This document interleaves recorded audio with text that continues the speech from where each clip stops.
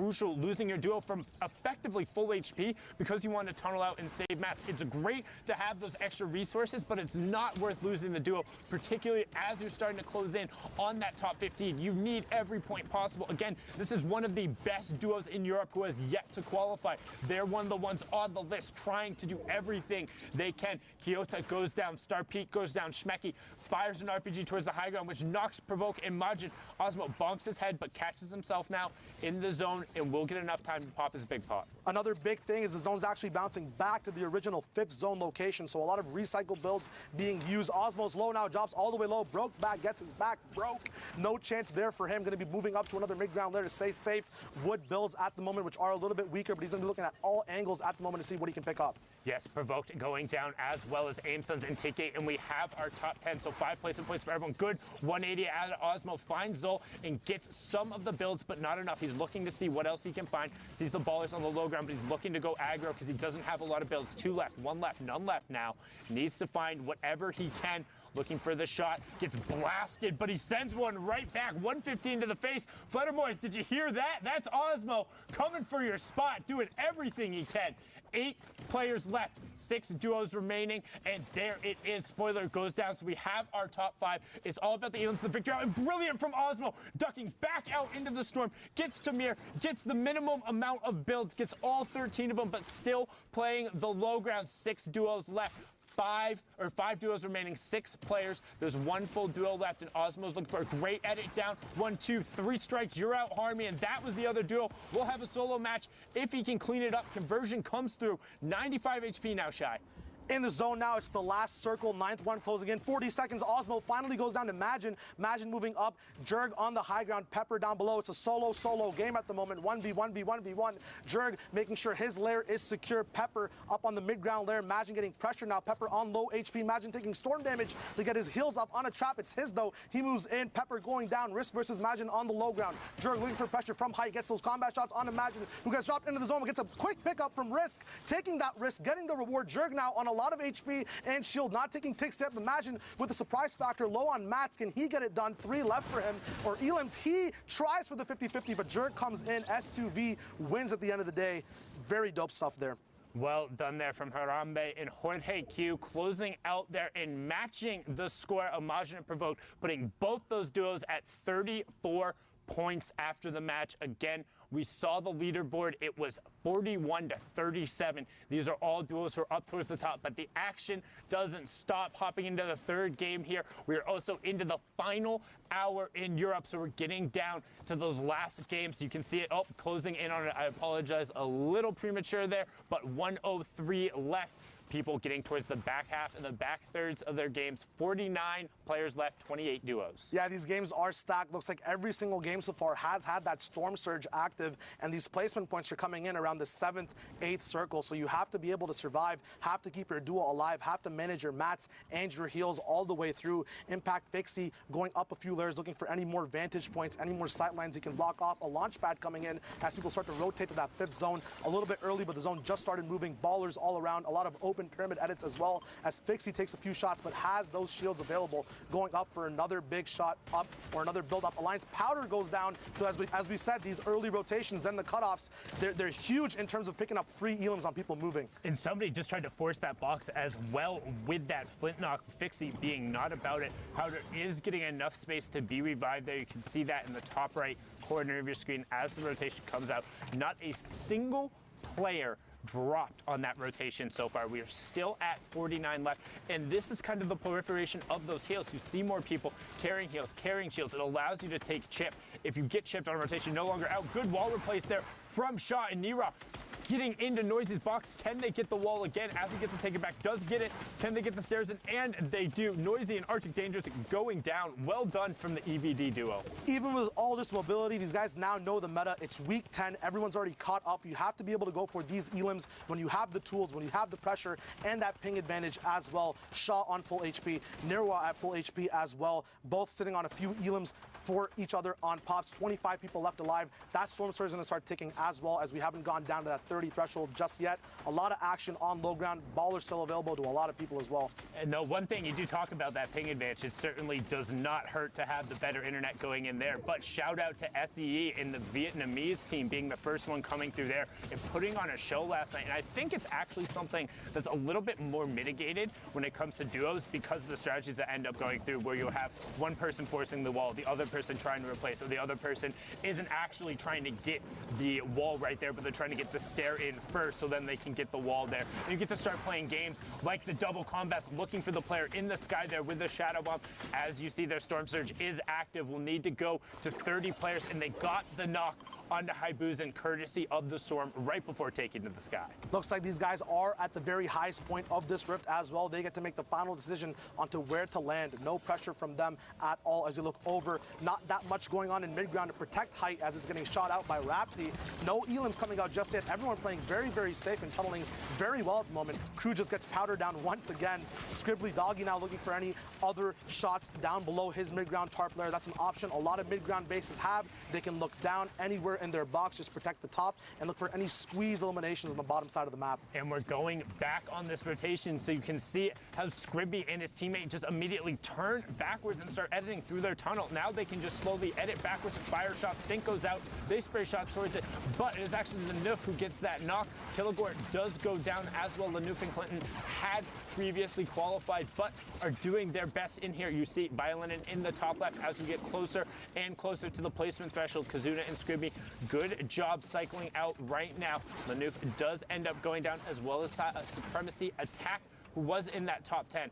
However, they need to be cautious of their mats starting to get a little lower and a lot of tunnels going on around here. Yes, and it's actually amazing what these guys are doing right now. They're waiting and tunneling as much as possible, not peeking too hard, then waiting for utility to get used. Any rifts, you go for those big shots in the air. Nesty going down now from a lower tarp layer. Once again, they're waiting for people to stop and make mistakes and capitalizing on everything as they did on the Stinks before as well. That was a huge swing, puts them up to 7 eliminations and into the top 15. That was a 5-point bonus right there for this duo and into 30 points, up into the conversation. You can see Shaw then gets the knock onto Waste as everyone gets sent down on ultimate high as Nura is trying to work upwards and get some form of connection. He has the next lowest tarp, and he's just going to drop down and say, whatever. Here's all those heals and the utility we talk about as we close in on the next placement threshold. 11 duos left, 14 players, so a lot of solo riders, 8 of them hanging out, while only the 3 full duos. No challenges coming on from height either, which allows Shaw to get these easy pressure picks with this gold scar. These guys making sure their rotations are perfect. Lol Boom now going down. When you have this time, when you have the Pro-Am weekend to prepare your loadout, your loot path, you get these big loadouts that are gold, all the heals you need. Another knock coming in from Nirwa. They're just tearing on this high ground at the moment. They're doing brilliant, making sure they're getting good angles, but some shots going up, finally going to force them. And that's one thing we've talked about. Uncontested high ground is great until somebody from the low ground decides to take notice of you.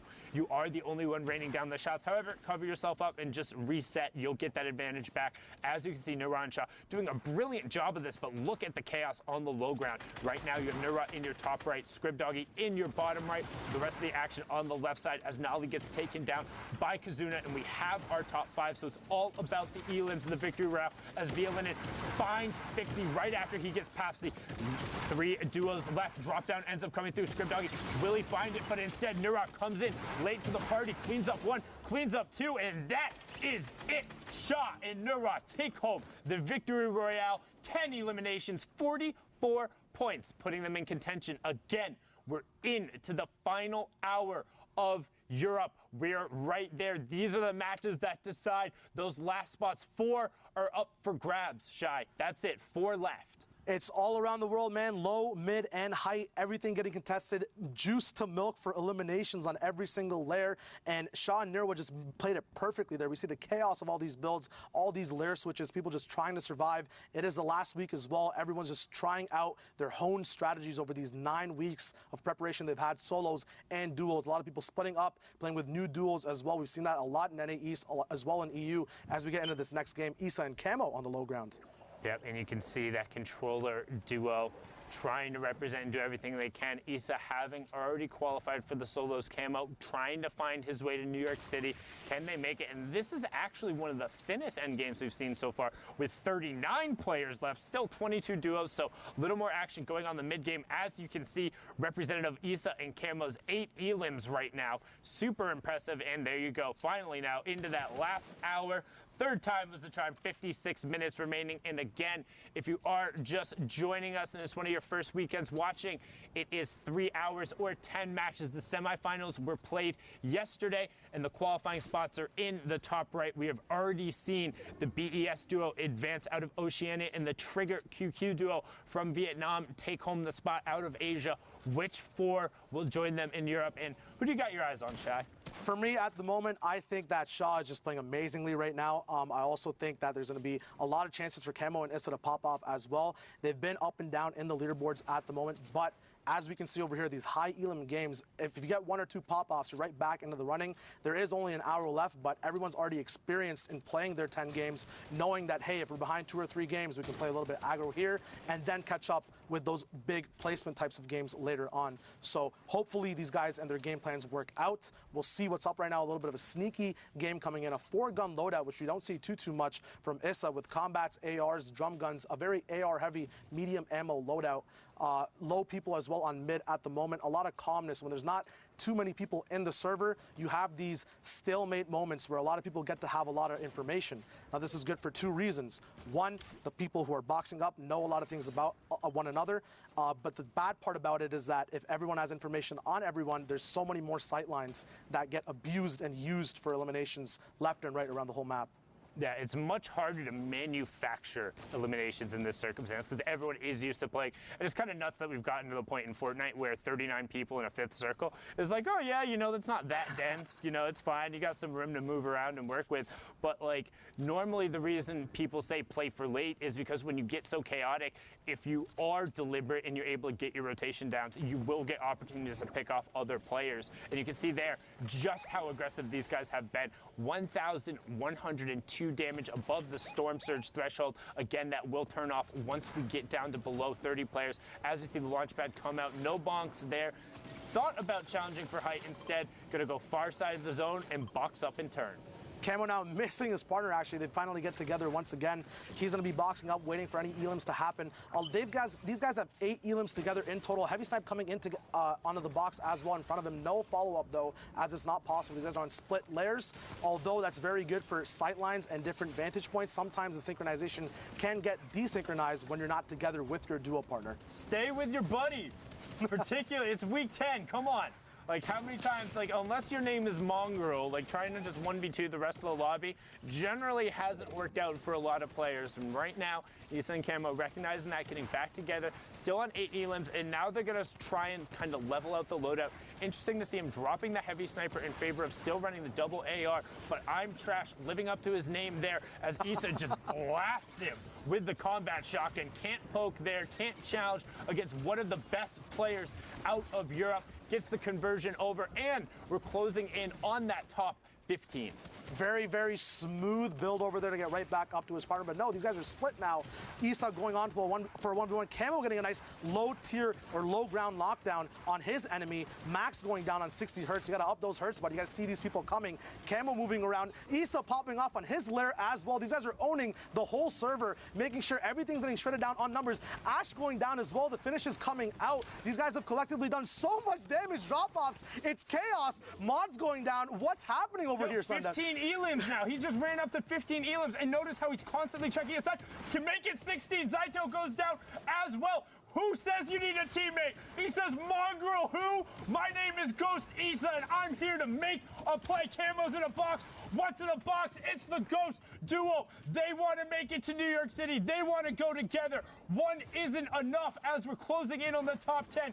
38 points so far. 17 elims. They are already on 22 points just from this match, but they will not stop yet. There's still chaos going on. Pushes forward. Jexy goes down. Trap gets armed right next to him, and they're into the top 10. Issa picks up another one on the high ground. They're on 19 now. He needs to circle back around and find the zone, and he finally does. Narshni goes down. Delay goes down. Top Boy goes down. Closing in on top 5, and he finds it. Jinsen goes down as well. 6 left. Are their health bars working? They haven't taken any damage that's significant at all. Still both alive on separate. They're playing solos.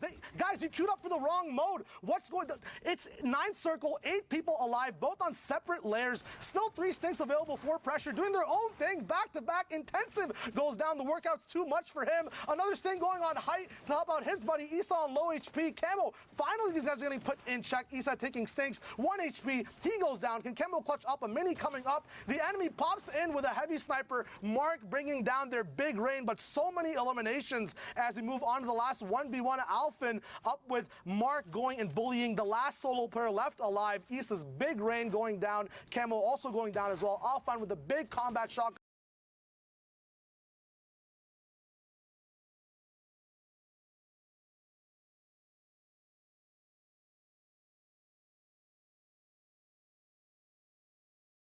Alphen and Duo picking up 18 points right there, 8 elims and the victory route. Zeke, that was nuts.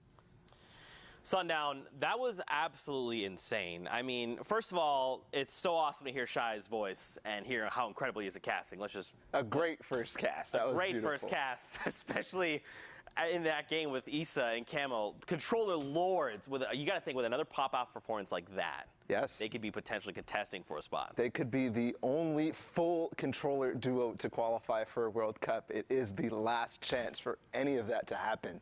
So with games like that, Zeke, this is just the start of the day, by the way. This is the first block of games. We have way more Fortnite, but for now, let's hang out with Bala. I know you've pulled some clips for us to take a look at. Let's see what you got. Yeah, I can explain. I can explain some clips here of what happened into those games. Tickle. I mean, he's by himself. He's trying to clutch up, and everything was going wrong there. He ended up being placed underneath the stairs. His heavy snipe didn't get the wall. The turbo build came in, and then even here, getting the stairs placed, this duo was going to come out on top of him, but he's able to stay composed, get the elimination, and then another situation that was unexpected. Somebody lands right behind him, and he still managed to get away, even with low HP. And when we looked at the leaderboards at the front, we saw all of these teams that were in this game.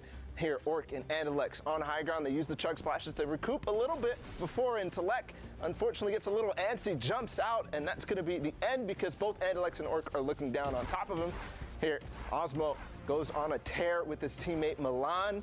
And I mean, some of the things that they did here, this was really interesting to me because you used to run out in the storm and just tank the damage from the storm to get the loot. But in this case, he's using the chug splash to recover instantly. And then what a catch there from Osmo. We're going to look at another team here, Provoked and Imagine, who are so close to qualifying week after week, especially last week 8. Provoked actually goes down on a waterfall there as somebody makes its way there. But this shot was disgusting. He didn't even actually get that elimination. He did a 112 to him to the face, but actually Jorge, who was up on high ground towards the end, managed to nag that from him. But then Osmo taking on both Carnifex and Harmy by himself. Back on Imagine though as Osmo finally, because he doesn't have his shotgun reloaded, ends up going down. Imagine with the good attempt after we saw Provoked end up going down from fall damage, takes out Risk while in the storm, and then makes another storm play to kind of try to catch him by surprise, but it's not going to be enough. But it was so close, Zeke. This shot right here, and then look at this. He was so close. He already had his crosshair on his face, but no. Jorge is going to take the win just barely by milliseconds here, Zeke. This was so close. Man, coming down there to the wire, man. This is just what Fortnite is, right? Like, everyone's going to give it their all. Everyone wants to qualify, and that's the kind of stuff we're seeing. Let's take a look at the leaderboard to see how things are shaking out currently. I can't even read. Den Magisk, I don't know. Den Magisk? Magisk. I'm going to call him Magisk. Magisk, great. And TTV, I'm the Beast. We know you. You've been hanging out here for a while. At the top still, though, 7 games remaining. Yeah. This is pretty substantial. 3 victory hours right now, 100% win rate. Yeah. Wait, what? That is ridiculous. I mean, 62 points. This might be flipped here. Games remaining versus matches played. Possibly Benji, Fishy, and Mr. Savage. We've seen them week after week, and people are starting to, use that Fishy tag at the end of their name to get the good luck. But I mean, Wolfies and Rojo were up here earlier. They've got 57 points now. They dropped down from first to fourth. Skite and Vato, who are just barely, I think they got 9th place twice in a row in the duos week. So that's one of the French-speaking duos that have not yet made it. We saw the Solary guys go through before, and then some of these other guys as well. Andalex and Orc, we saw their win. And Dreda, who had the crazy performance in week 9. You guys watched it. Just unbelievable. So it's shaping up. I mean, I'm already seeing Skite and Vato. I'm starting to get excited because they start to play better as time goes on. And we just have all but time right now. It's running down, though. Yeah, for sure. I'm ready to get back into these games. Bala, if you are as well, I think we're going to send it back over to Sundown and Shy. Gentlemen, back over to you and keep the action rolling. Thank you so much, Zeke and Bala. All good, Shy, no worries. But I'm so excited. Like you said, we saw so many of those guys up on that top board. It's so incredibly dense. 52 players in this lobby, 28 duos remaining. And again, the 4 final spots. We're coming down to it right now. That line, because the Mr. Savage and Benji Fishy duo have already qualified, would be 54 points. 51 was on the bottom. 3 points separating everyone. That's how tall you have to be to ride the ride. And Storm Surge is on again, Shy. The pressure is active in EU, and we are in pressure plant as well. The lava's hot. These skins look hotter. The guns look very nice as well with that new camo that's out in the shop as well. A lot of edits going up and around. Once again, Geyser's up in play. A lot of free rotation, free shots being taken too, but a miss coming in from Speezy, very, very close to the opponent's head. Baller's getting shot down on Storm line. Once again, a very good position. A lot of people playing for pre-positioned advantage points and then milking those elims rather than getting them on the fly. The guys are being baited now. Can the beams come through? White HP on that opponent. His fly gets cut short. Jarkos going down now. Where's his duo partner? We don't know. His finish is going to be coming out now as these sweaty soccer skins, Alex and Speezy, are just going to be tearing up this low ground, making sure no one's allowed to be this tall for this EU ride on the northeast side of the map. And you see them actually able to get into the mid ground. Alex was the player from the Winter Royale who hadn't played competitive before, was just always in the arena duos and said, hey, I'm pretty good at Fortnite, and through the open structure has now been in all of these end games. But Speezy now going to opt to tarp away. We'll see the conversion happen onto Alec, and now has to make some tough decision in terms of loot. Is going to drop the heavy snipe in favor of taking the rift. Will he opt to fix anything else up? And you can see now he's trying to go back through and just make sure he gets every possible little bit he can. In these solo spots, when you have to face up against other duos, those spam weapons are always vital. That choice of keeping the drum gun and the AR even on low ammo, Speezy knows at some point is going to be a desperate motion on the low ground or mid ground in terms of making sure that spam is up on opponents' builds. So very smart decision there as we tune into the Fnatic boys. Motor and Vrox going to be looking at their own loot at the bottom here. Have a rift to go as well. Shadows available to get caught up after grabbing the rift, but Motor misses out on those. Not sure if that'll affect him later on. Once again, there are a lot of geysers and a lot of ways to trickle down from height to stay on top of rotation, but that might be a big hit to their loadout and overall play this game. Yeah, I really hope Vrox grabbed those because honestly, Shadows are the most consistent in terms of the utility tool, being able to rotate. You have either top down or down up. You're able to rotate and get high ground if necessary and just make really clutch plays in a pinch. As you see, a lot of other people rotating the good old-fashioned way. It's Fortnite, the battle is building, and everyone is tarping up the side of pressure plate and trying to do damage because that Storm Surge is still active. You can see Motor and Vrox about 9 points off that pace right now to be in the top 10, 12 points off qualification pace. What can they do to get themselves closer? There they are. There are the Shadows we saw earlier. Will he be able to grab them? Is that another misgrab coming out from Motor? And we talked about the clutch and the pressure being on. Now actually misses himself with one of the chug splashes too, but doesn't matter. Call him an action hero as he slides down the side of the volcano and finds the Elim. Very smart loop balance from those duos as well. Vrox goes down, but he did have a slurp ticking while he let Motor play with those chug splashes. You know, it's easy to have a very efficient chuck splash in duos, but on rotation, it's very hard to hit you and your partner. So very smart decisions there. Motor has to be smarter now in a 1v2 situation, using all his mats, around 800 left now as people go down left and right. 26 people left alive, 18 duos, no placement yet. Once again, 7th zone, and a lot of pressure coming down on Motor. His shield getting knocked down, still has those chuck splashes to use on the move, making sure that zone damage is not a problem. Shields, not a problem, as he gets all the way back up to 100 HP. Once again, his early game was amazing. Get those guns out, but his life goes down as well to Bodike. And he misses the top 15, so no placement points there. Vato and Sky are going to be happy about that, as Vato is still in the lobby. You have Ibu High now with the combat and the flint still rolling around in the ball, and Proxima Star, who was in the top 3, also picking it up there. And Proxima Star being the player who's been around forever, since like the original Summer Skirmish. So good to see his name back up there as Flybo picks up Wraith's Guard, and we're closing in on the top 10. Buhai trying to find a decent amount of space there in the middle, but somebody is way up on Ultimate High as we're rotating around. Zeke gets blasted by Flavo in the back. Will the Elim come through? No, he's able to find the zone, but not able to pop it off, as now all of a sudden Old Man Mountain, 1-2 players up top. This is when you wish you had Shadow Bombs. Matsu and Ibu High on the mid ground. Ibu High gets that, but Proxima Star and his teammate just get to rain down shots on the rest of the lobby. Ibu High trying to find some space to exist, but he's going to have to go back over now into the plant. There's only Ibu High in a 1v2, and that's not going to be enough. Fury Legend and Proxima Star going to close that one out. 6 elims and the victory round. That's how they were at 57 points. That's what got them up there, and hopefully they can keep on that pace to qualify. They ended that game so fast, still had 9 impulses and 2 smoke grenades left at the end, but they decided to just give the lobby a whole haircut as we move in. Once again, the same zone. Geysers going up once again. A lot of launch pads can be saved on this 5th zone rotation. A lot of mats can just be saved as well when you're up in the air, not taking too many shots and basing up, going for these big vantage points as well. Benji Fishy now, the inspiration for a lot of duos in the EU region, getting their name switched for that good, sweet luck in terms of qualifying. He's getting checked on his edit, getting a little bit too close there, giving his fish hat a little bit of a haircut.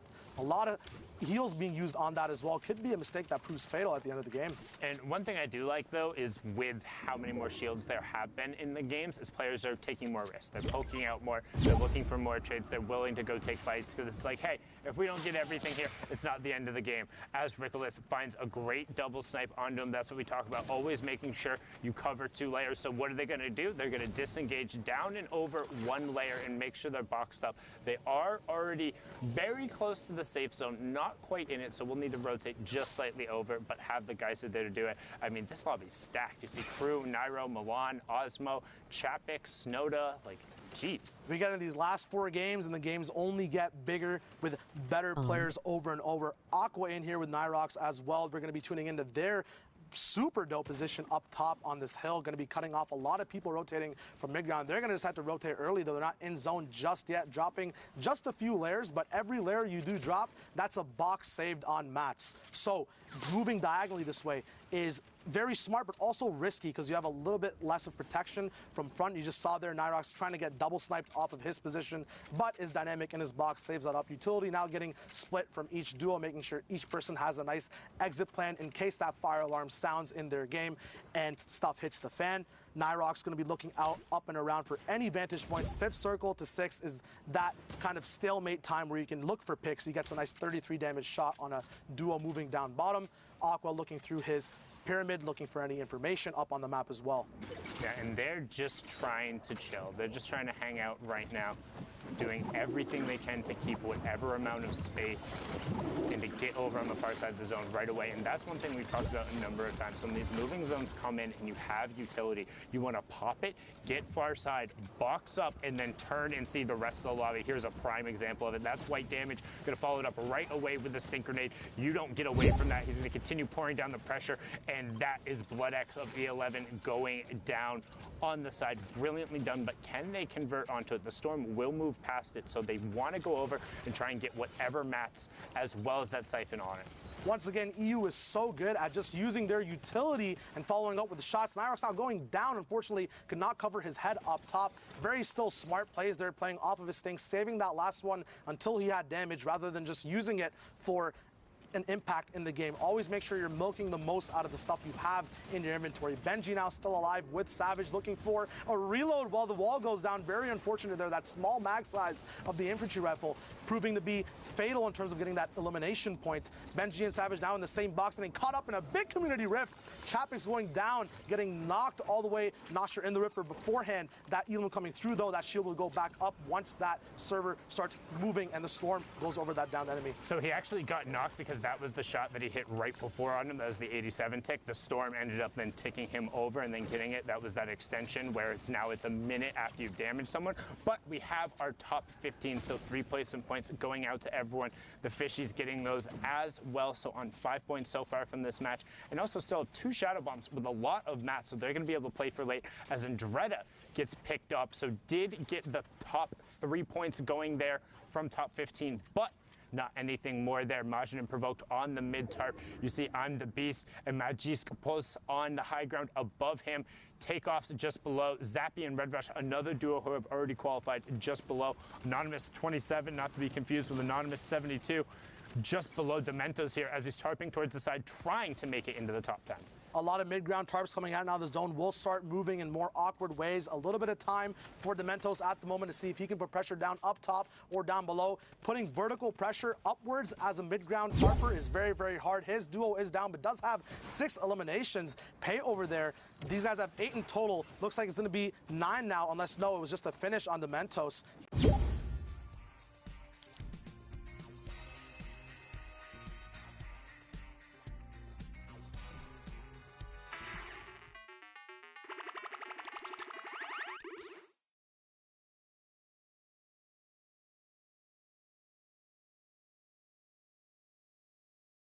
27 picks up Trox. Dementos still trying to tarp over, edits himself back in, finds an angle, but immediately gets cut off. Provoked finds the conversion onto 27, and Dementos is just gonna chill, popping that utility. And again, we've talked about it, just so many more risks and time you get there. As now he's gonna drop down, start to contest. 1 shot, 2 shot, 3 shots. Can he find it?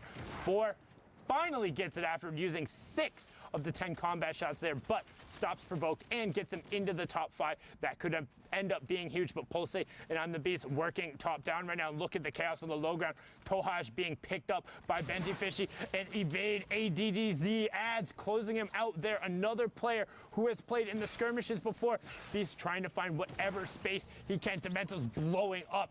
Adds there as now it's a 1v2. Dementos in the bottom right. I'm the Beast in the top right with his partner, Magi's Pulse. And there for the high ground, Dementos goes. Launch pad straight up. Max glide height comes in. Can he build it away? Magis pops him off. Dementos tried to get back in the zone, but Magic Pulse brilliantly done, so well executed. And that is why they're on the top, sitting up there currently with the 62 points. What a close match going right down to the wire. 1 more shot is all he needed there, but it was not possible to not connect. The duo does hold it down. Once again, this pattern, very, very smart solo play there, making sure he can pick up all the eliminations before the game ends, even though it's a 1v2 spot right here. Now we got Nauka and MXR, who are both chilling in their big base. Looks like next to Stormline as well, one of the best positions you can be in. Very, very nice loadout there for them as well. They've got their long-range beam, the follow-up with the drum as well, and that crucial combat shotgun, which did get nerfed a little bit on this patch, but it's still the fire rate and that swap delay coming off allows you to make so many cool plays. They both are sitting on 0 eliminations at the moment, so they must make this effort to catch up near the end of the game.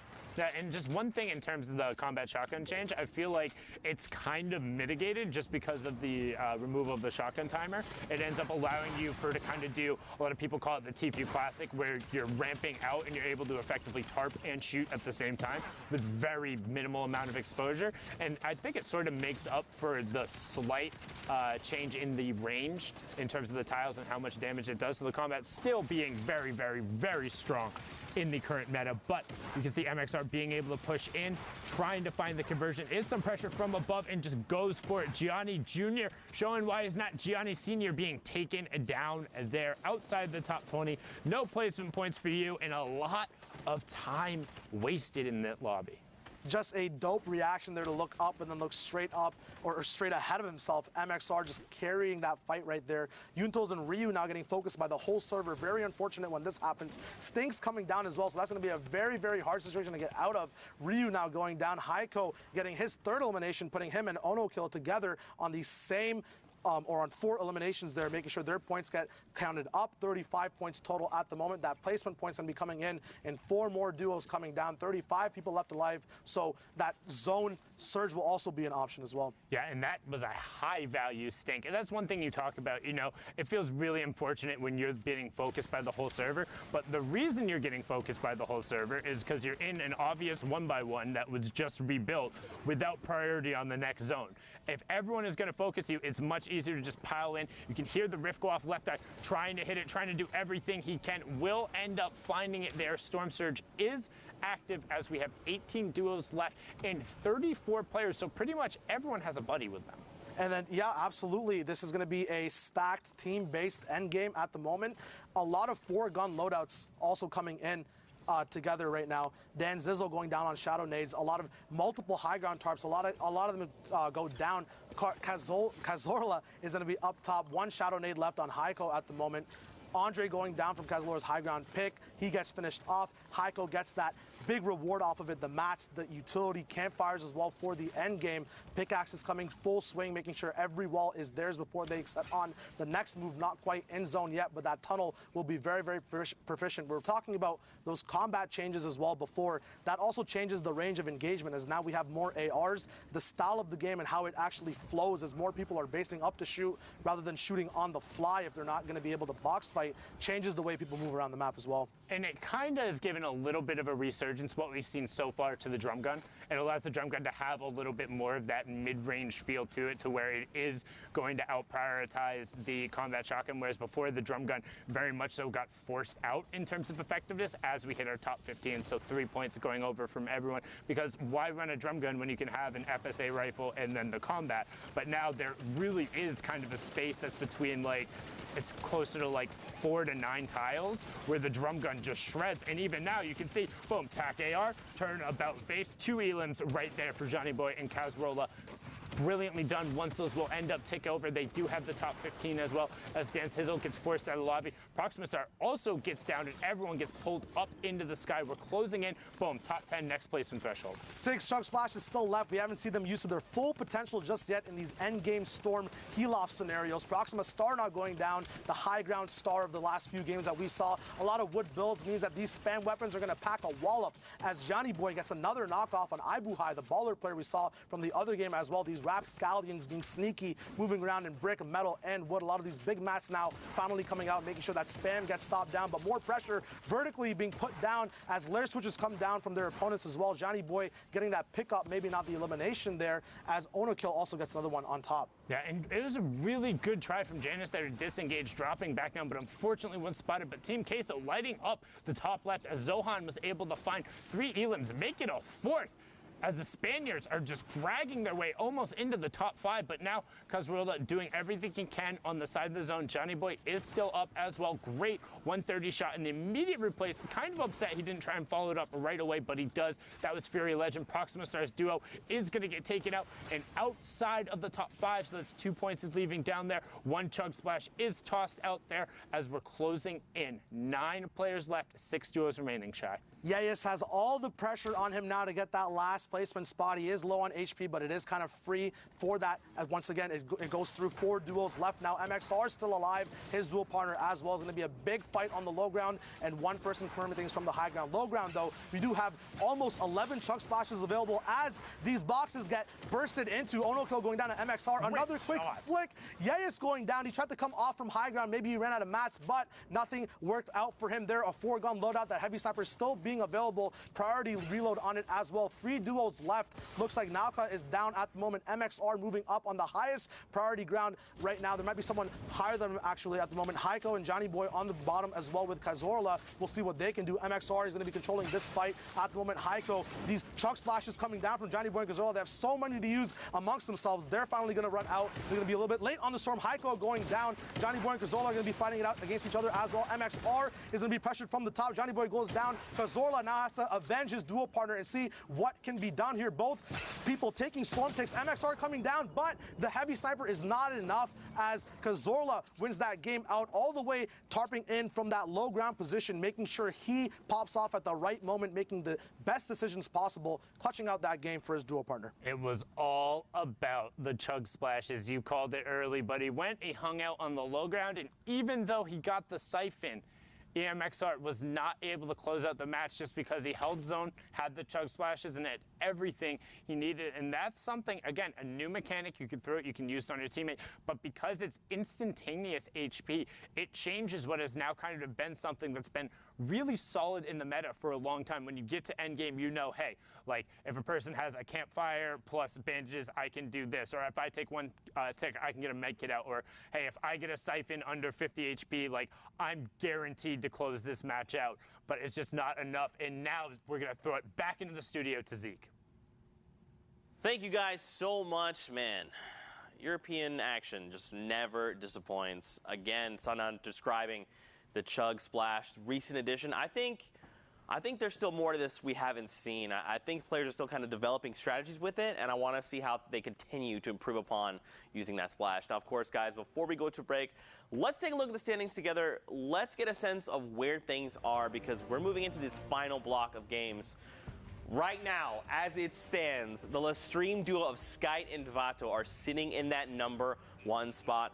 Now, you have talked about this, all right? You said these guys have been edged out several times, and the most recent time was to the Solary entire squad. Yep. You got to think they want revenge, right? They want in. Yeah, in week 6, it was Hunter, Kinstar, and Erwaxanikov. And then in week 8, it was, of course, Hunter and Kinstar again. Yep. But, I mean, 2 duos weeks in a row, they got 9th place. Finally, Skite had some success in week 9 in the solos, so it seems that that success is carrying through here. They have 3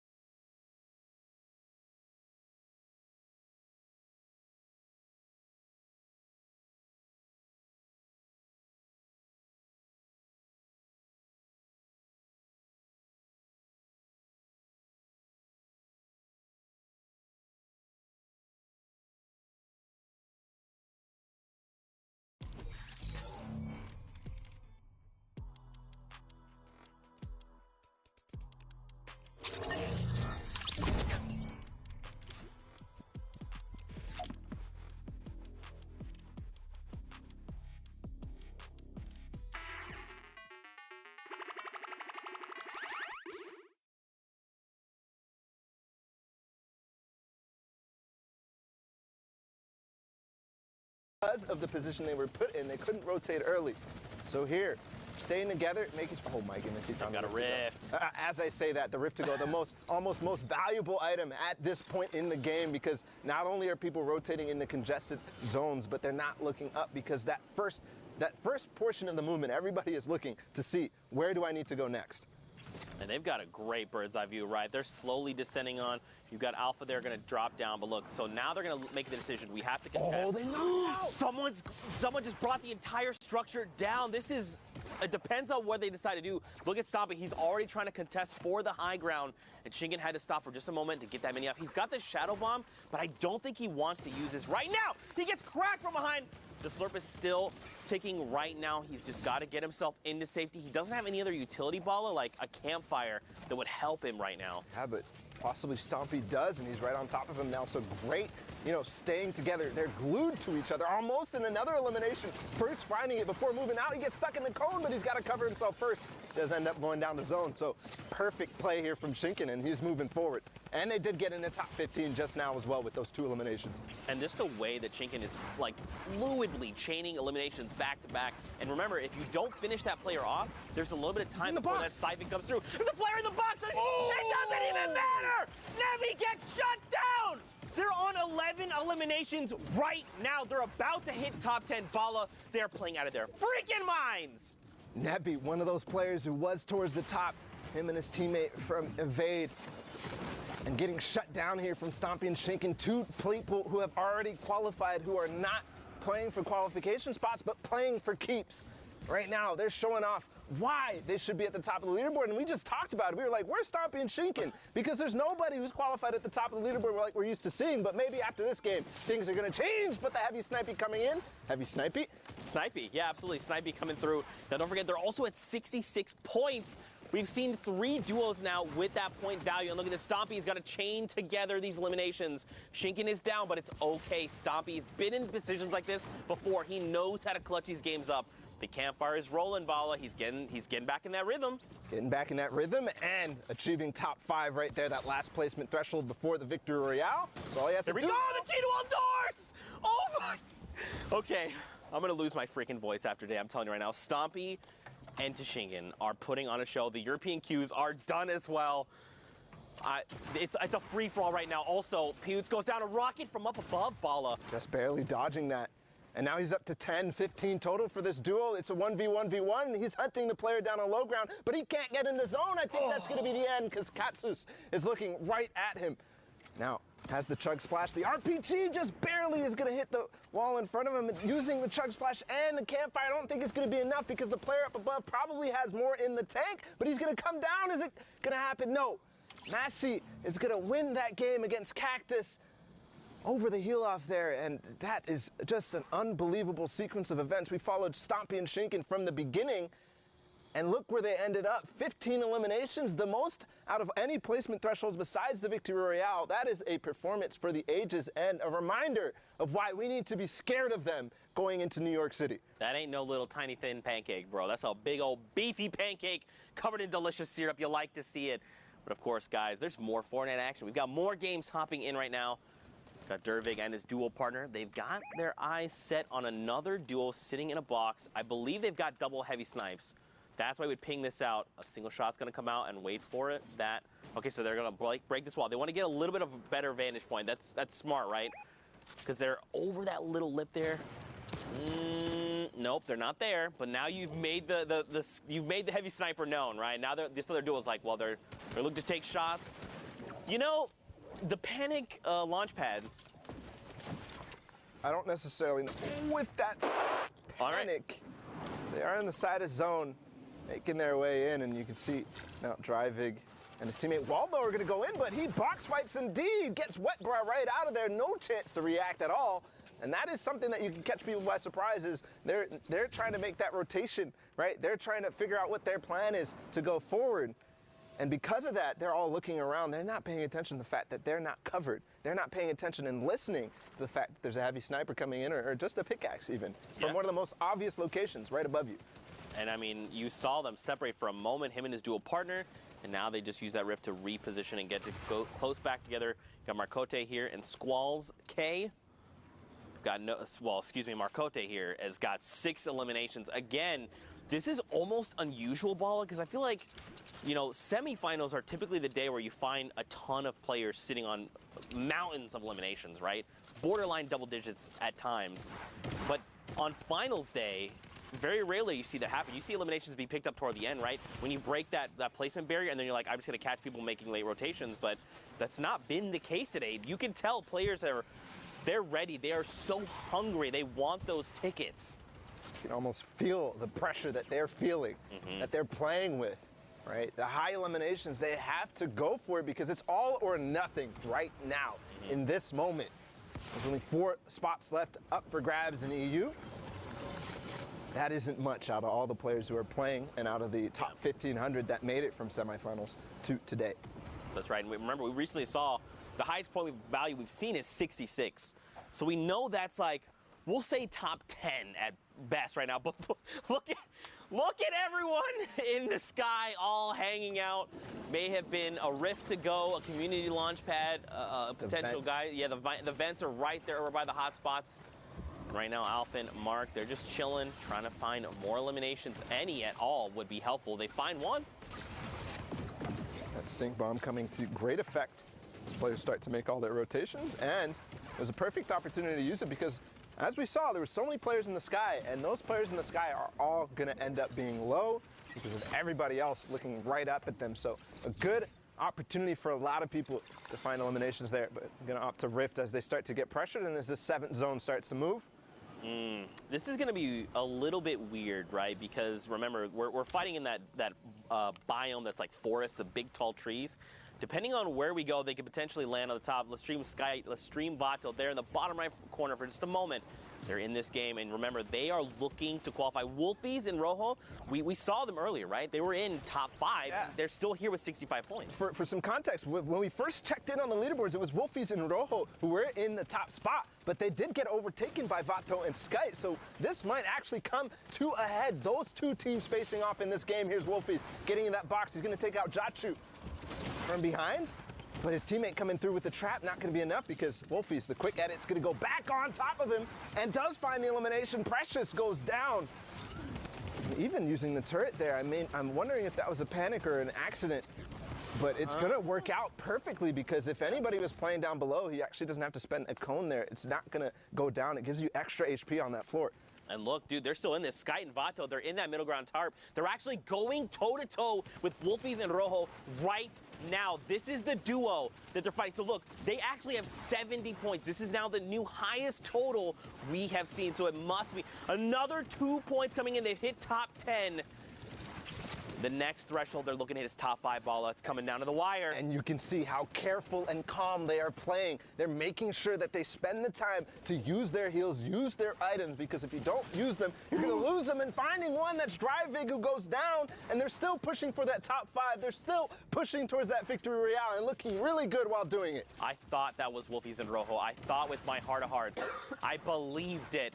And look at this. Watch the top left. Rojo finds another elimination, so you know he's alive and kicking. They've hit top 5, 75 points over on the Lestream duo. The French-speaking community's got to be losing their minds. Up above, you got Mark and Alphen as well. The question is, where is Wolfies? Where is Rojo? Where are they in relation to each other? This duo right in front of them very well could be them. Or it could be Alphen and Mark. It depends. I want to see this hide wide, man. I almost want to see a 3-box. I got to know with my heart. Well, the trap going in there is definitely going to de-incentivize Sky and Vato to go in, and there we can see Mark and Alphen up top. Wolfies and Rojo down below. They take out takeoffs, and now it's all time to go right down. They know exactly the situation, but Sky gets taken out right away by Wolfies, and they're still fighting. Vato goes out. Rojo and Wolfies take the win there, and they're still going. There's only 2 players remaining. It's a 1 versus 1 right now. Low HP though, and Smoke, Mark, and Alphen are going to come up from the top and clean up house. That was insane. They ended with 77 points. That extra 3 points would have probably helped get them to that 80 threshold and just help build that lead. But this is absolutely insane. I think, Ball, for now, we got to send it back in the studio. We got to meet up with Pookie. We got to see how things are going. So, Pookie, let's send it your way. Thank you so much, Zeke. I am here in the studio. Those games are absolutely wild.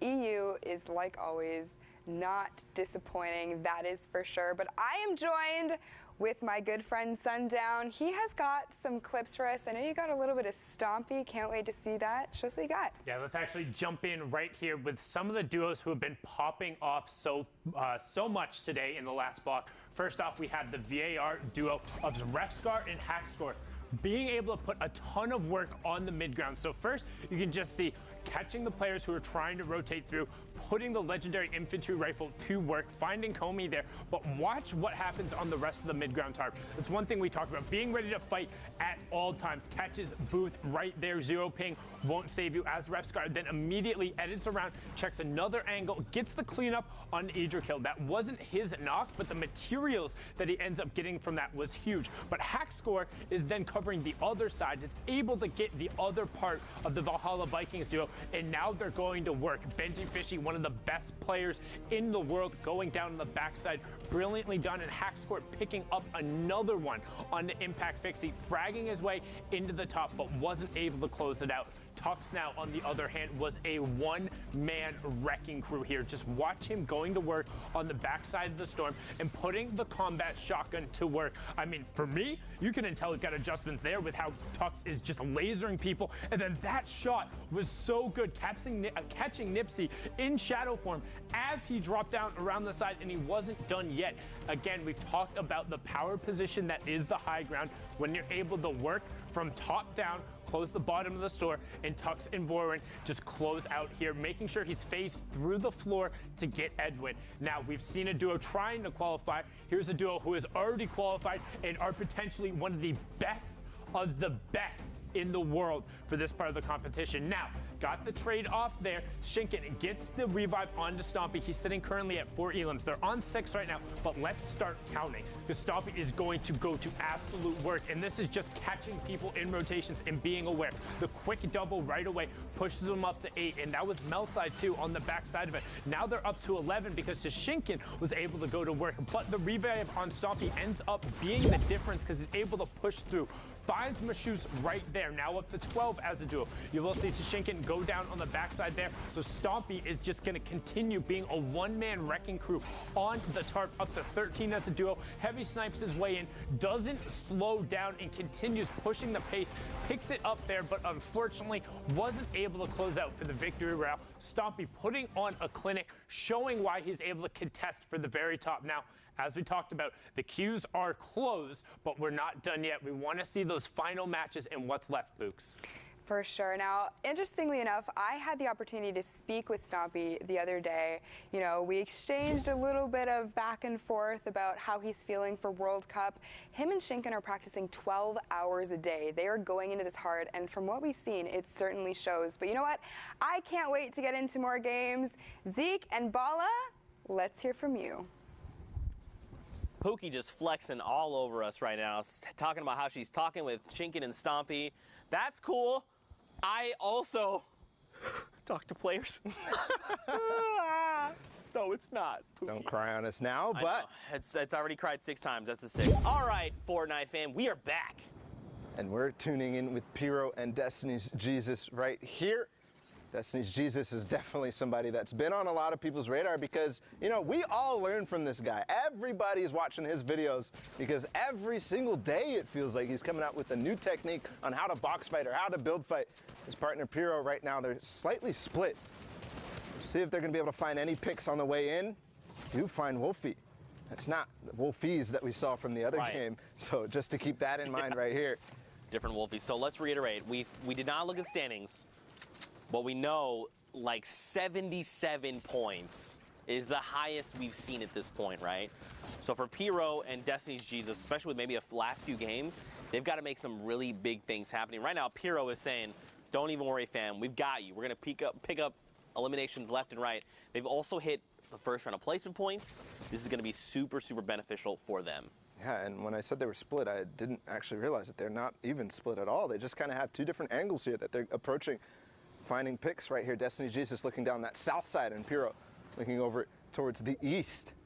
And finding those eliminations, not only does he have those, but he's feeling comfortable because he's finding those picks, getting the siphon, all that. They're getting themselves healthy, but he has 2 rip-to-goes as well in the inventory as Carnage is to go for Heavy snipe, but that is why you kind of need to make sure that you're not going into these situations, these end games, with low white HP, with low health, because if you don't have any bandages or anything like that, you're not going to be able to recover that without siphon, right? And if somebody is carrying, by chance, some stink bombs, and they realize, hey, I can go ahead and throw this on this box and get 2 people ticking down at the same time, that's value from that stink bomb, and also finding an elimination because he was low, too low to even survive even a tick from it. And I mean, they made it very known that what they were trying to do, right? The first heavy snipe came in and blew the wall out. At that point, you got to just build a wall, re-edit your ramp, and then just like move a 1x1 space back, right? A grid space back, because you know what they're trying to do, and you got to expect. I did not expect that. Another stinker here, and this is what I'm talking about, right? You already see the players trying to get away from the stink bomb there, but in a similar fashion, you got to be ready. You got to think, what could they have at their disposal? They're trying to pressure us right now, especially this position. We've got to be ready for a stink to come in. But right now, Carnage going to look to reposition. Pretty good spot right now on this far side of the circle. Now we're just waiting. Heavy snipe comes in, the tree's in the way though, and I don't think there's a player directly in this box. He might have thought, because the tree was in the way, that they were hiding behind. Yeah, exactly. When the sound is there, you kind of hear the sound cues, you know that there's something coming, but regardless, there's the player. He comes in from the side. They both edit into the same box from different walls, and that's going to be the end of probably both of those duos, unfortunately, because they're fighting right on the edge of zone and with walls ahead of them as well. They're not going to be able to make their way out that easily, and a lot of players are going to realize exactly what's going on. But look how high Vapors and Yuto are right now, and we're already down to 12 teams in this game, Zeke. I mean, they've got the builds, they've got a flint knock, they've got a chug splash, just a single one if they need to get crazy. They dropped out in the box, the first shot misses, 125. And Land gets destroyed there. The chug splash gonna help top him off. Unfortunately, look, his dual partner Yuto up above has been dropped, so now it is all on the shoulders of Vapor. They have 3 eliminations between them, so they've got to chain together more if they're looking for more points. Thankfully, the Storm goes back the opposite way.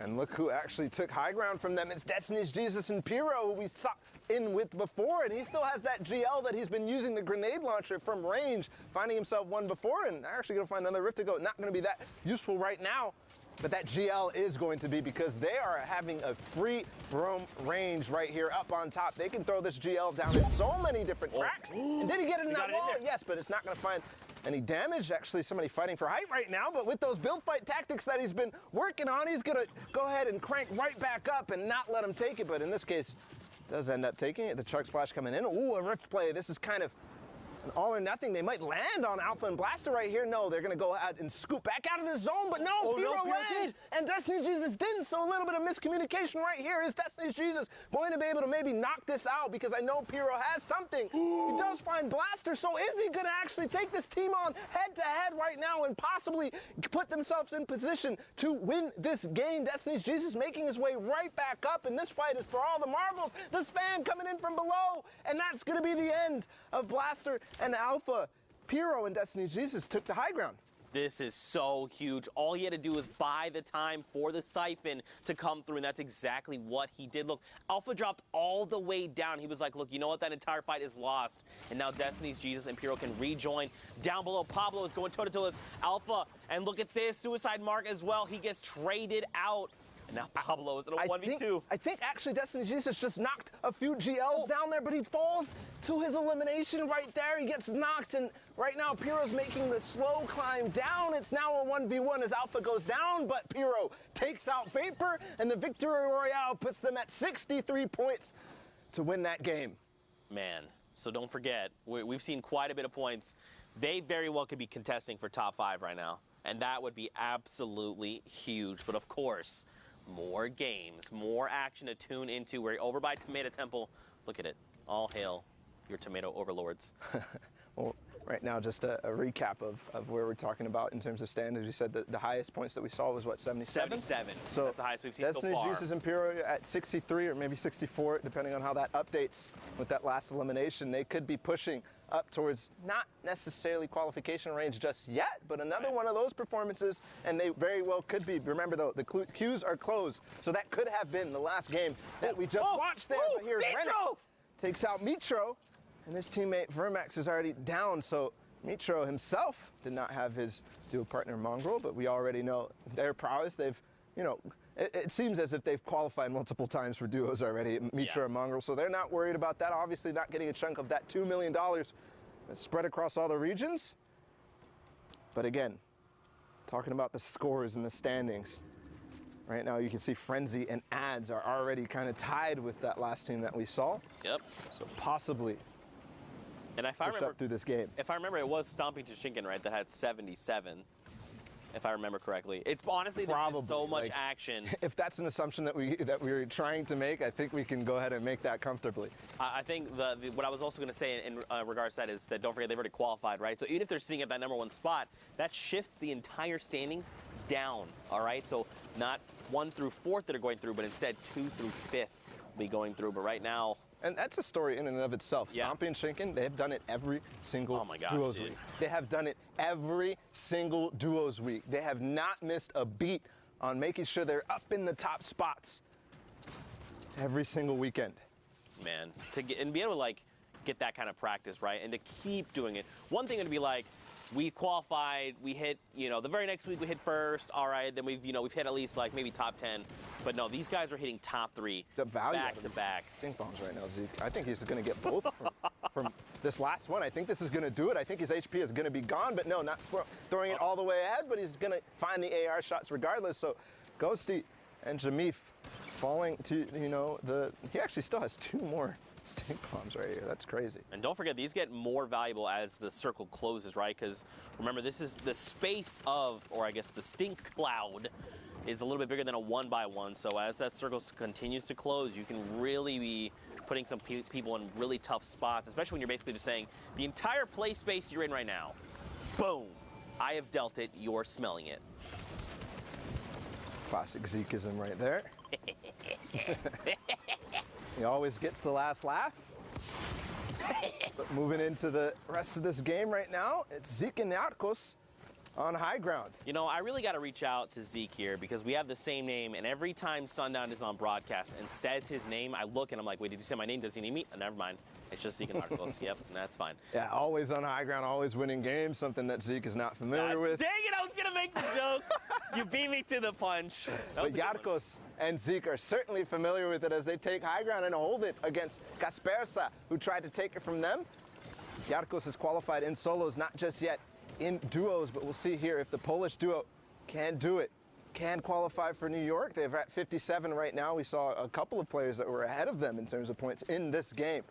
Right. So everything matters. Remember, every interaction counts. I think he has another opportunity here to knock down, but no, they're not going to take it. They're going to decide time to back off. But as that branches out more and more, hold on, because Hadkos falls directly into somebody's box, and I think that's going to be the end. Yes, he falls to the zone because that player takes advantage of the, distraction that he had up on high ground and knocks him out from below. No, it's Frenzy and Ads that I was just kind of referencing in terms of their points. At 66, they take the high ground, Zeke. Look at this, 67 points now. They're trying. Now, don't forget, we saw, again, 77 is the highest we've seen so far. They're 10 points in striking distance, and that's if that duo was in the #1 spot. So you've got to think, again, these guys are contesting for top 5. We've seen teams literally sit here and trade places, and if they hit top 15, this would be huge. Lestream, Vato, and Skite are in this game, Bala. That is huge.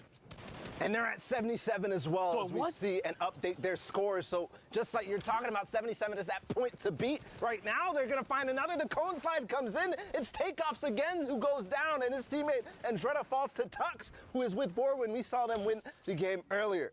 And look, dude, they jump up to 81 points. They hit the top 15. Those first 3 points are so crucial. And look, they're just waiting it out, right? This lobby's going to continue to thin itself out. Zeke, my boy, unfortunately gets picked up, and another round of placements. 83, Bala.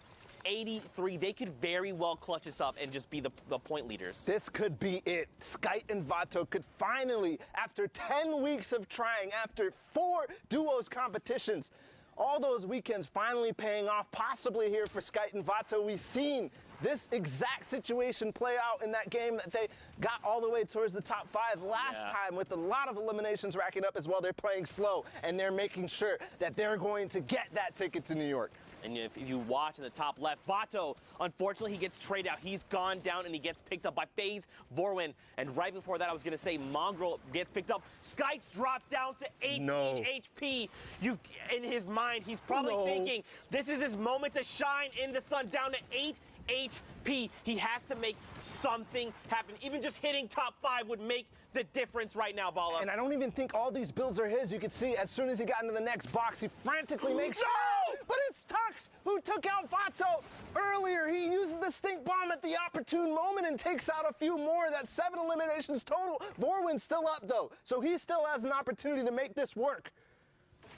Oh, man, eliminated 6 there, just on the cusp, but it's okay. Again, that's now the highest point value we've seen. Even evade ads, look at this, 75 points right now. These numbers are getting out of control. Vorwin down on the lowest ground. He's going to be dropped. He's got to break through metal, though. He's got to find Sensei. Look up. He's got to get Sensei. He's going to drop down in front. No. He does not get the trade out. Ads right now has the health advantage. Frenzy and Sensei, look at them both. They're so hurt that the storm is continuing to tick them out, and it is not enough. It's Ads and Frenzy get the victory royale. Man, Zeke, we're 79 points. I can't and do that this. could be 80 because I know that elimination counter is slow to update towards the end of these replays. It could be enough, and that could even be possibly their last game, or they could have gotten one more in before these queues. I mean, Zeke, this is coming straight down to the wire here in Europe. Oh my goodness, man. Of course it would be like this for the final week. It's been like this every, periodically we've seen moments like this where we've seen players edged out at the very end. And I gotta, Vato and Skyte, man. Yes. Out in 6th place in that game, not quite making it to 5th place. That could come back to bite them in a terrible fashion. It could be heartbreaking for them, but we go ahead and catch up with them later in the standings. We'll see where they all end up. Here, Thomas and Kluja finding 1 elimination this game, and again, we're looking at the point ranges. 77 was that, but as we saw that last game, they pushed over that 77. So don't forget, they're at 83 points when we last saw them. So right now, if you're looking at Thomas and his dual partner, Kluja, they could very well contest that 83 points that we saw, right? It's only a difference of 6 points. That's making it into top 10. They're at, or excuse me, top 5. With a few eliminations sprinkled in there, man, I do not want to see Skyte and Vato get edged out again. They've come so close so many times. This has got to be their week, and you've got to think they're thinking the same thing, right? They're like, it's all come down. We've put everything on the line. We're playing our hearts out. This is our week to qualify. Just keep your head up and keep positive. And let's not forget about Tux and Vorwin there in that last game as well. Contesting with Skyte and Vato, actually taking them out. Right. First, Vato ends up getting split, and Tux takes advantage of that. And then the stink bomb coming in at the perfect moment. Skyte not having any white heals. We talked about it earlier. So ending up edging them into that top 5 and finding some eliminations on the way, too. Probably kicking themselves, thinking if we had made that top 5, it would have just helped ensure that our placements were very high. But right now, the current game, Brolof here and his duo partner Artemis Swede, they're in top 15. Don't forget that first round of placement points is great, but they're at the 39 threshold. They've got to make more happen. And don't forget Thomas and Kluja, they're sitting on 77 if I remember correctly.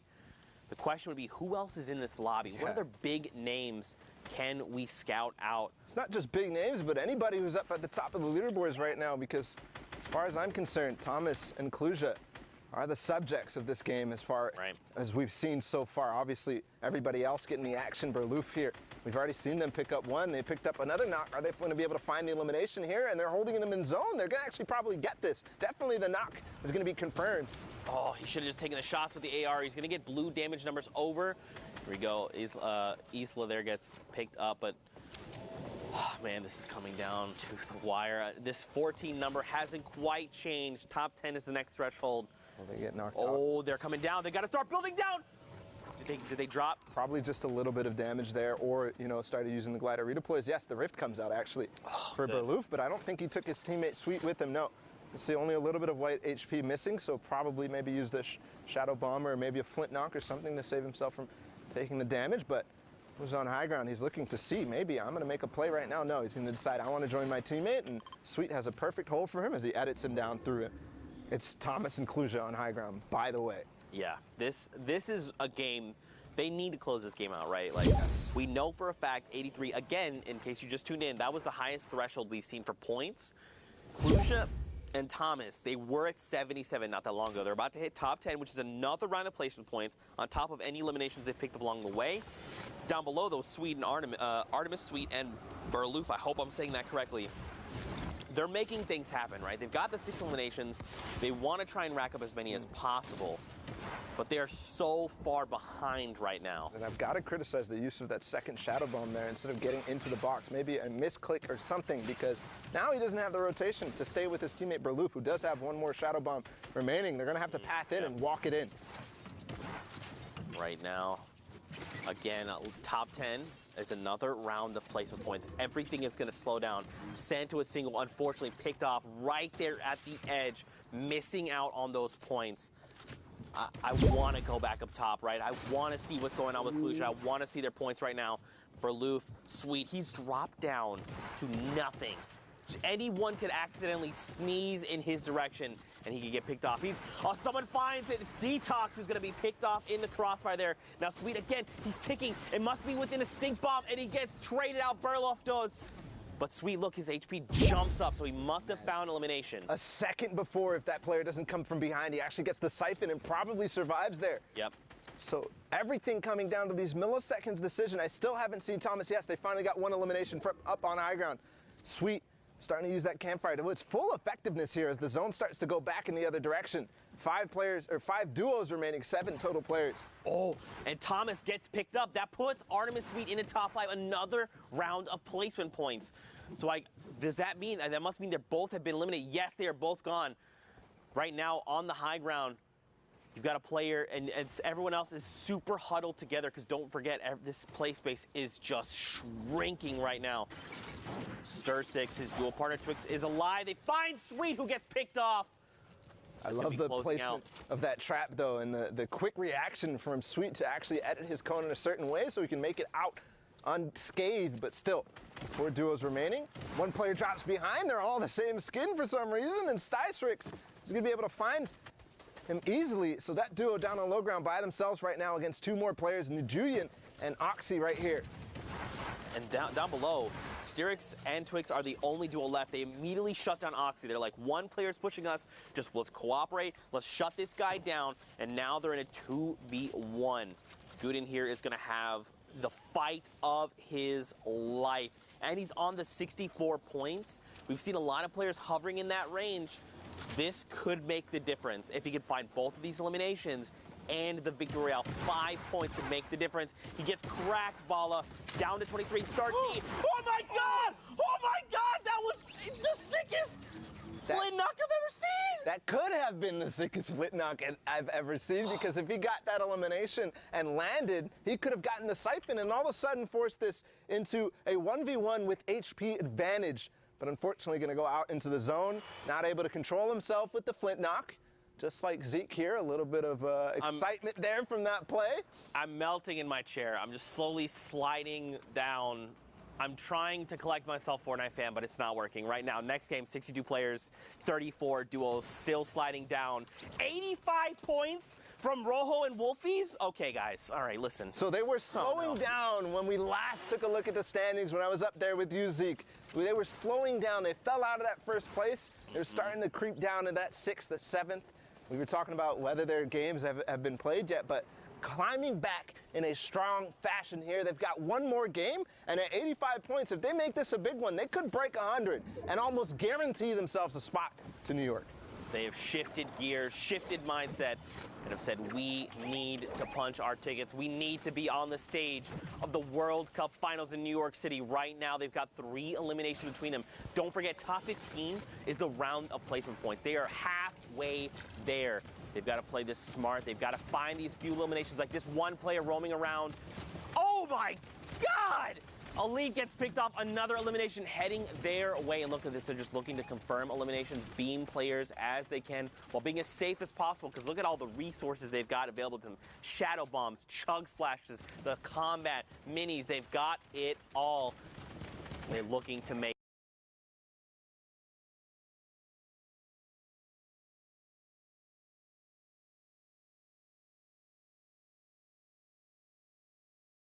you got to take what you get, and maybe he even prefers the heavy AR, because it does have, a bigger clip in it. Yeah. Not doing quite as much damage, but up in the top left right now, we're not only looking at the thresholds reaching top 25, but Mr. Savage goes down in this game. Not too consequential because he's already qualified for New York, but that's another hint that they're probably not going to be making it up there and taking those top 4 spots. That's right. Don't forget they've qualified, which means right now they're playing for money, which is great. So you got to think they're trying to find eliminations. Den, Magic Pulse, by the way, someone tweeted at us. That means the magical sausage. You're welcome. The more you know. More shots coming out here from Ollie is cracked. He did not manage to crack that player's shields, but the shots were pretty on point, and he's, of course, 761 above the damage threshold for the Storm. There, Motor, for just a brief moment, peeks out, and Ollie finds and secures it. I think he might have also hit Motor's teammate, Ferox. I believe he did. As he jumped out of that box, I'm looking at Wolfies and Rojo right now, carpeting their way towards the zone. They're going to go ahead and decide to launch pad. They use that tarp for a second just to get ahead of everybody else, make sure they're not gonna, hit their heads and waste the launch pad effectively. But here, Benji using those chug splashes to immediately get back up to max health, starting his turtle forward. And the fish out of water here. I mean, the duel of these, we kind of, it's funny that you said we may not see them in top 10, but look at the point thresholds. I know. They said, look, Bala, we're savage, we're Benji Fishy, bro. Don't put us out. By the way, four rounds in the AR, only 4. And Zeke finds actually 2 players who didn't edit their box close. He's going to take out Black. And his teammate as well, Stoico, going down, and that's probably the end of their run in the World Cup. Benji literally just said, Zeke, I don't care about these 4 AR rounds. Watch me pick up the double, and now I'm sitting on 300. Check me again, bro. I'm a fish out of water. I can breathe in fresh air. That was, in case you didn't see that was a thing at the summer block party, which made me laugh, by the way. Go back and watch those little interstitials. They're fantastic. That's what I was referencing. But 86 points over on Wolfsies and Rojo. Yeah, and he's actually in trouble here as the Shadow Bomb. This player actually doesn't realize, though, he's going to take a nice shot onto Mawaka, sorry. As Wolfie's making his way forward, Rojo is split, but we've seen this situation before. Again, reaching towards that 90 points right now. One more elimination is going to do it, but Rojo goes down, and it's all up to Wolfies right now. All right, here we go. So Rojo gets picked up. But now, look, they've just hit that 90-point threshold. So let's think about this, right? If Wolfies could clutch it up by himself, he'd have to at least get the Victory Royale, which is another 7 points, and at least 3 eliminations. There's still 10 players. It's doable. To get 100, is that what to break the triple digits. Yeah, I want to see the 100. I want to see it because they want to see it too. I mean, based on what scores I'm seeing already spread out throughout the map and the games that we've seen, I think he's already probably clinched it. But he's thinking, I have to perform the best I have ever done here. I have to win this game if I want to make it, because I don't have high ground. I don't have a teammate. I've got to do everything. I've got to take all this responsibility on my shoulder, all the pressure from all 10 weeks, and do it right now, Zeke. That's right. And you got to think they're probably saying, like, just imagine this was you on the stage of the World Cup Finals, right? Imagine you're in that moment. Take everything, all the practice, the long hours you put and dedicated to this game and focus it and hone it in right now. Wolfies, he's got 3 eliminations. Again, 94 points. If he can find 3 more eliminations, it's not enough. Confetti trades him out and shuts him down in that moment. And now it's coming down to this. It's a 2v1. Confetti and Toos. It's kind of crazy because we started World Cup in week 1 in semifinals. Toos playing in solo is actually destroying the semifinals, and now here again, ending EU. Is he going to be able to pick up this win? It could propel them up to 71 points, but it's going to happen. Ollie goes down, almost makes a hero RPG play onto Confetti. My heart dropped for a second there, but that really could be, a story from the start to the finish, Zeke. Yeah. This is, I think, the only fitting thing now to do. I'm stressing out of my mind, but for now, let's send it into Pookie. She's in the studio. She's going to break down what's going on. Thank you so much, Zeke. You know what? Go get yourself a sandwich. Go get a drink of water. Calm down. I was over there. You were stressing out for sure. I am joined here with Sundown. Those games are absolutely incredible. You always putting on a show. Never disappointing. Speaking of that, don't want to bring up who's going to be disappointed or excited, but we got to look at the standings. The final standings, the last four coming out of Europe. It's been so absurdly competitive, and let's take a look.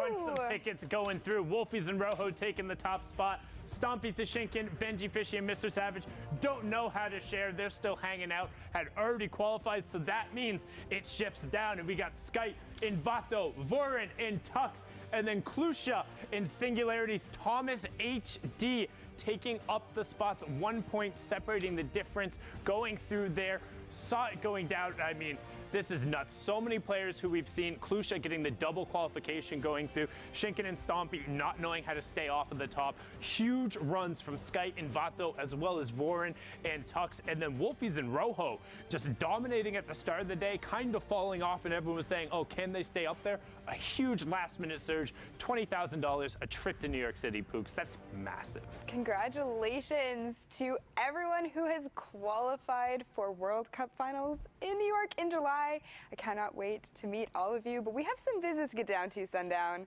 Time to punch some tickets, right? Yeah, we got to punch those tickets. All right, let's get the top one right there. Congratulations, Wolfies and Rojo.